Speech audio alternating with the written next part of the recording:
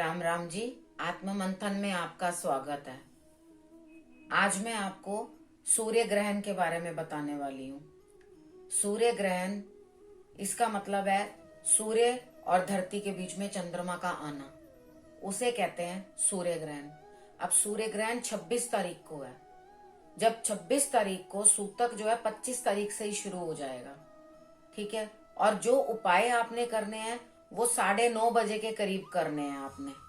9:30 मतलब 8:17 से लेके 26 तारीख को 8:17 से लेकर के 11 बजे तक आप अप्रोक्सीमेटली टाइम लगा लें, यानी कि 10:57 तक होगा तो आप 11 बजे तक का टाइम ले लें। तो ये ग्रहण काल रहेगा। इसके अंदर मैं आगे भी अपनी पहली वीडियोस में भी आपको बता चुकी हूँ और अब दोबारा से ये चीज रिपीट कर रही हूँ। तो जो भी खाने पीने की चीजें होंगी उसके अंदर आपने तुलसी दल या कुशा रख देनी है। वो आप उसके अंदर जो खाने की चीजें हैं वो भी रख दे, बाकी सब चीजें फ्रिज में रख के आप उसके पास ऊपर दूध वगैरह सबके ऊपर वहां पे भी आप तुलसी दल या कुशा आप रख सकते हो, ठीक है। ये चीजें आप, कुशा एक घास होती है, मैंने आगे भी बताया था कि वो घास होती है, उस तरह से उसके छोटे छोटे टुकड़े तोड़ के आप उसको रख सकते हो, ठीक है। जिनको वो ना मिले वो दूर्बा भी यूज कर सकते हैं। वैसे तुलसी सबसे बढ़िया रहती है, तुलसी इजीली अवेलेबल भी होती है, आप उसको तोड़ो और उसको रख दो। बाकी है कि जो सूतक जो है वो सूर्य ग्रहण के ऊपर कम से कम 12 घंटे पहले शुरू हो जाता है, ठीक है। वो तकरीबन 5:30 बजे के करीब पड़ेगा 26 तारीख से ही। तो जो प्रेग्नेंट लेडीज हैं उनको ज्यादा ध्यान रखने की सूतक की जरूरत होती है।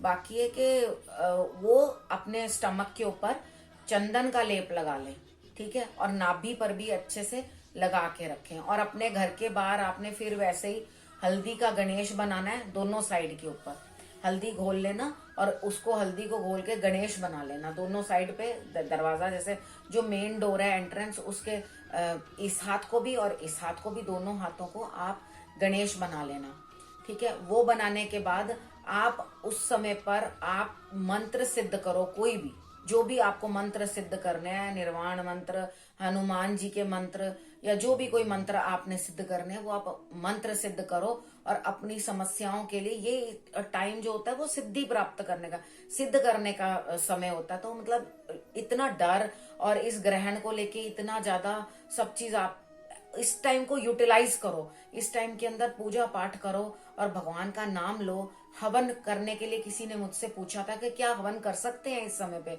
हाँ, बिल्कुल हवन कर सकते हैं।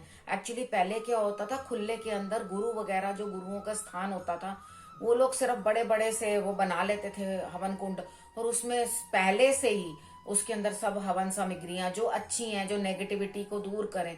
एक्चुअली हम जो जो चीजें डालते हैं उसके अंदर वो सारी पर्यावरण में घुलती जाती हैं, तो जितनी भी नेगेटिविटी होती है वो कम होती जाती है। जो सूर्य को मतलब दिक्कत होती है, जिसे हम ग्रहण के नाम से जानते हैं, तो वो उनको दिक्कत होती है। अब बच्चों और बूढ़ों और सबके लिए माफ है, वो जो मर्जी खा सकते हैं, पी सकते हैं, क्योंकि जो आदमी बीमार है उसने दवाई भी खानी है और सब कुछ करना ही है उसने, तो उसके लिए सूतक क्या माने रखेगी ना। तो आप एक काम करना कि जिस टाइम 2-3 घंटे उतना वो परहेज कर सके, जब ग्रहण काल शुरू होने लगे उससे पहले उनको जो खिलाना है खिला दो। 3-3.5 घंटे तो हर कोई इतना परहेज कर ही सकता है, इतना कोई खास बात नहीं होती। 3 घंटे का क्या परहेज होता है, कुछ भी नहीं। अब इस टाइम के ऊपर एक्चुअली क्या होता है कि पूरी कायनात जो होती है, पूरी नेचर जो होती है, वो भी एकदम स्थिर हो जाती है, रुक जाती है। लेकिन हम मनुष्य हैं, मजबूरी है, काम पे भी जाना है, सब काम करने हैं, तो वो हम लोग लीव नहीं ले सकते। वो हमारी सबकी मजबूरियां बन चुकी हुई हैं कि हम उस टाइम पे रुक नहीं सकते। अगर सब लोग रुक सकें या उस टाइम को मतलब यूज कर सकें, यूटिलाइज कर सकें, तो मेरे हिसाब से उस टाइम पे आप पूजा प्रार्थना जो करेंगे वो लाभ देगी आपको। अच्छा, उसके बाद मैं एक बात कर लेती हूँ कि भाई मैंने प्रेग्नेंट लेडीज के बारे में तो बता दिया, आपने क्या करना है, खाने का परहेज। अब उसके बाद आपने कुछ चीजें जो हैं वो ग्रहों के हिसाब से आपने मंदिर में रख देनी है, और मंदिर को उस टाइम बिल्कुल बंद कर देंगे, मंदिर को छुएंगे भी नहीं। और ग्रहण के बाद आप जो मूर्तियों को स्पर्श नहीं करेंगे, और जोत वगैरह जगाने की कोई जरूरत नहीं होती। इस टाइम पे कोई जोत नहीं जगाता, आप हवन कर सकते हैं, ठीक है। हवन के अंदर आप मंत्र वंत्र करें, क्योंकि उस टाइम पे जो ऊर्जा है वो अच्छी हो जाए। और मैंने लास्ट वीडियो में भी बताया था कि मैंने ऑब्जर्व भी किया था कि बर्ड्स जो हैं वो बिल्कुल ना चलते हैं ना कुछ, सब एक जगह बिल्कुल स्टिल होके बैठ जाते हैं, सब आराम से बैठ जाते हैं और ना वो खाते हैं ना पीते हैं। बर्ड्स भी ये कर लेते हैं, तो हम तो इतना कर ही सकते हैं ना। प्रेग्नेंट लेडीज को जो सूतक लग जाएगा उस टाइम से ही कटिंग, चॉपिंग और इन सब चीजों का थोड़ा परहेज करना चाहिए और थोड़े से टाइट कपड़े नहीं पहनने चाहिए, और वो भी भगवान का नाम लें और भगवान का जाप करें उस टाइम पे जितना हो सके।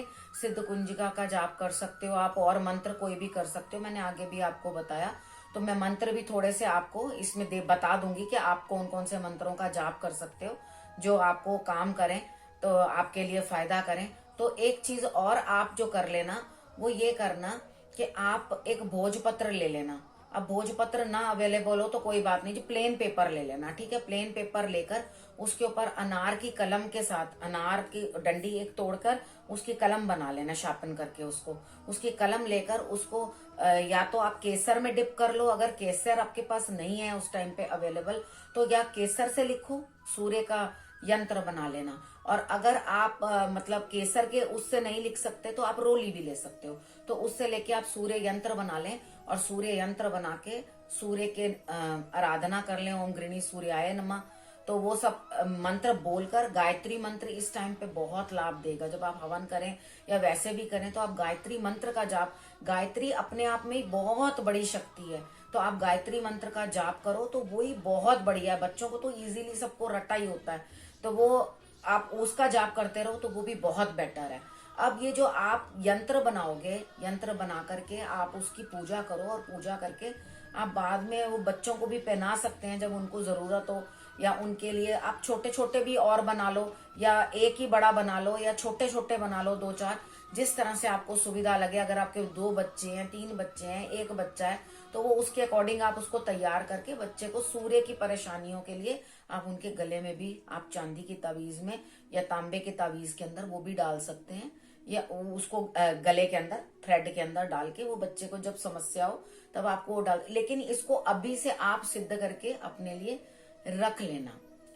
अब चीजें क्या लेनी है ग्रहण के टाइम, जो आपने, जो नॉर्मल लोग हैं उनको पता ही नहीं है कि उनके हॉरोस्कोप में क्या परेशानी है, क्या दिक्कत है, या उनको पढ़नी ही नहीं आती है, तो वो कैसे पता लगाएंगे कि भाई हमें सूर्य ग्रहण है या नहीं है। तो आप एक नॉर्मल ये करना कि अगर आपके पिता की स्थिति अच्छी नहीं है या आपके जॉब के अंदर समस्याएं हैं, तो आप इस टाइम पे सरसों ही थोड़ी सी ले लेना और अपने सिर से उसार के एंटी क्लॉकवाइज 7 टाइम्स करके, तो उसे आप बहते जल के अंदर प्रवाहित कर देना। अब कोई कहे कि बहता जल हमें नहीं मिलेगा, तो आप नॉर्मली एक पानी में उस टाइम पे डाल के रख लेना, एक बर्तन रख लो उसके अंदर डाल देना उस टाइम पे सारे के सारे। अब ना गंगा जा सकते हैं ना जमुना जा सकते हैं, इतने लोग तो कलेक्टिवली इतने पहुंच के वहां और मुसीबत पड़ जाती है। और नारियल जो है वो नारियल भी अपने सिर से आप उसार के अब उसको डस्टबिन में डाल देना, पहले पानी में डाले रखना, उसके बाद डस्टबिन में डाल देना। इतना आप कर सकते हो, ठीक है। जौ ले सकते हो, जौ को सिर से वार सकते हो आप, नारियल ले सकते हो, उड़द की दाल ले सकते हो, तेल ले सकते हो, लेकिन थोड़ा थोड़ा ही तेल लेके या थोड़ी थोड़ी चीजें ही लेके उसार के, बाकी सुबह उठाकर आप उसको भंडर को दे देना। यानी कि जो ग्रहण का दान होता है वो मंदिर में नहीं दिया जाता, तो ग्रहण का दान जो होता है वो बड़ी मेहनत के काम करने वाले लोग जो होते हैं, जैसे जो बिल्डिंग बना रहे हैं या आपका कचरा उठाने के लिए आते हैं, तो जो आपके यहाँ काम करते हैं पूछ लीजिए कि भाई आप क्या लेना चाहेंगे ये वाला दान। तो एक्चुअली ये भारी दान जो होता है ये उन्हीं के लिए होता है, तो जो जिस चीज के लिए पात्र है सिर्फ उसी को दे। ये नहीं आप किसी को भी दे दें कि नहीं जी हम तो बड़ा वो दान करते हैं तो मेड को दे देते हैं, हम इसको दे देते हैं, उसको दे देते हैं। मेड को आप पहले पूछ लीजिए, एक्चुअली ये स्वीपर के लिए ही दान होता है, और ये स्वीपर को ही आपको दान करना है और किसी को नहीं दान करना। और सबसे बड़ी बात यह है, आप देख ही रहे हैं समाज का इस टाइम पे क्या हाल है। ग्रहण शुरू होने से पहले भी कुछ दिन पहले से ग्रहण का इफेक्ट स्टार्ट हो जाता है, तो इसीलिए मैंने, जो मेरे को सब लोग जानते हैं, जैसे मैंने अपने स्टेटस पे भी लिख दिया था, अपने ग्रुप्स में भी मैंने डाल दिया था कि आप कम से कम पहले से ही, यानी कि आज से ही, संडे वाले दिन से ही आप सूर्य की आराधना करना शुरू कर दें। ठीक है। सूर्य आराधना आपने स्टार्ट कर देनी है और उसको करने के बाद आप गायत्री का जप करें, मतलब उसको सूर्य को थोड़ी सी पावर दें। अब जिन जातकों के अंदर कैसे आपको पता चलेगा किसके ग्रहण लगा हुआ है या ग्रहण नहीं लगा होता। राहु और सूर्य एक साथ कलेक्टिवली होते हैं, सूर्य और केतु एक साथ बैठे होते हैं या दृष्टि दे रहे होते हैं, तो वो उसके साथ केतु के बैठने से इतना ज्यादा नहीं होता ग्रहण, लेकिन राहु के बैठने से ज्यादा ग्रहण का इफेक्ट बहुत ज्यादा अधिक होता है। सूर्य किसका कारक है? आत्मा का कारक है और आपके अंदर पावर का कारक है कि आपको इज्जत दिलाता है, मान यश दिलाता है। सूर्य उस चीज का कारक है। तो जॉब का आपके कारक है, आपके बॉसेस का, आपके बड़ों का, सीनियर्स का, आपके पिता का, इन सब का कारक है। और जैसे ही उसे ग्रहण लगेगा तो डेफिनेटली सबसे पहले तो उन्हीं को ही परेशानी आएगी। और ये ग्रहण आप किस राशि में रहा है? धनु राशि को लग रहा है। सबसे ज्यादा परेशानी धनु राशि को आने वाली है, उनके स्वास्थ्य वगैरह से रिलेटेड, और एक मूल नक्षत्र के ऊपर आ रही है। तो जिन भी बच्चों को गंड मूल लगे हुए हैं, मूलों में उनका जन्म हुआ है, उन बच्चों को भी परेशानी आने की संभावना ज्यादा बनती है। ये ग्रहण जो है वलयाकार दिखाई देगा और कौन कौन सी जगहों पर है वो मैं आपको बता देती हूँ। वैसे सर्वत्र हर जगह दिखाई देगा।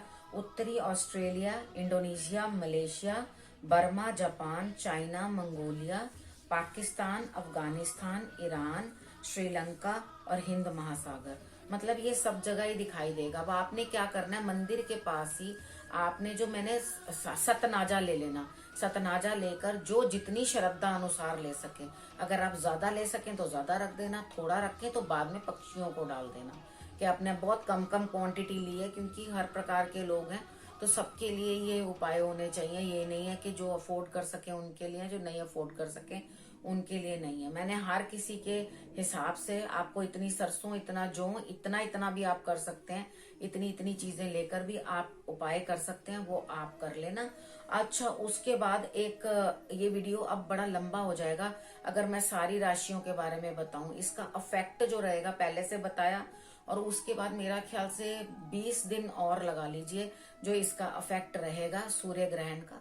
तो हम अगर प्रार्थना करेंगे तो प्रार्थना में हम ये भी करेंगे देश के लिए भी, राजनीतिक नेताओं के लिए भी, और हम सभी लोगों के लिए प्रार्थना करेंगे कि ये जो हमारे देश में ये जो लड़ाई झगड़ा या ये सब परेशानियां हो रही हैं, उनको शांति मिले और उनको सही डिसीजन, राजनेताओं को भी सही डिसीजन लेने की क्षमता भगवान प्रदान करें, ताकि वो एक अच्छा डिसीजन ले सकें और उसके कारण सब और शांति बने। इसी चीज की प्रार्थना आप लोग भी करना, अपने लिए भी और बाहर उन देश के लिए भी आप ये चीज की प्रार्थना जरूर करना कि सब चीज ठीक ठाक से रहे। अब ये वीडियो काफी लंबी हो जा रही है, तो मैं नेक्स्ट पार्ट 2 के अंदर सभी राशियों के बारे में थोड़ा थोड़ा बता रही हूँ। लेकिन आप डरे नहीं, क्योंकि ग्रहण जहां जहां बैठा है, क्योंकि बहुत सारे ग्रह इकट्ठे हो गए हैं उसके अंदर, सूर्य, चंद्रमा, बुध, शनि, बृहस्पति, केतु, तो ये सारे के सारे जब धनु राशि के अंदर आके बैठ गए हैं, तो वो जिस जिसके हॉरोस्कोप के अंदर जिस जिस राशि के अंदर बैठेंगे तो वैसा वैसा फल देंगे। और अगर किसी के सूर्य ग्रहण नहीं है, उसको उसका लाभ कम, मतलब सॉरी लाभ नहीं, उसको कम इफेक्ट, और उसके बाद जिसके पास ग्रहण योग बैठा हुआ है तो उसके लिए ज्यादा। इसी के साथ मैं सेकेंड पार्ट में आप बाकी की राशियों को देखो और मैं इसको एंड करती हूँ। नमस्कार।